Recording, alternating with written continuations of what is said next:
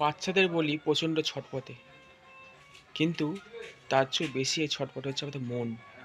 মন হচ্ছে চন্দ্র, যেটি হচ্ছে একটি নক্ষত্রে একদিন করে থাকে, একটি ঘরে আড়াই দিন থাকে। তো আমাদের মনের মধ্যে যখনই দেখবেন প্রচুর চিন্তা হচ্ছে, একটা চিন্তা যাচ্ছে আবার একটা চিন্তা চলে আসছে, মানে চিন্তা আমাদের পিছু ছাড়ছে না, তখন জানবেন আপনার চন্দ্র ডিস্টার্ব আছে। তার জন্য আপনারা এই একটা ছোট্ট রেমেডি করতে দেখতে পারেন, খুব ভালো ফল পাবেন। কি করবেন?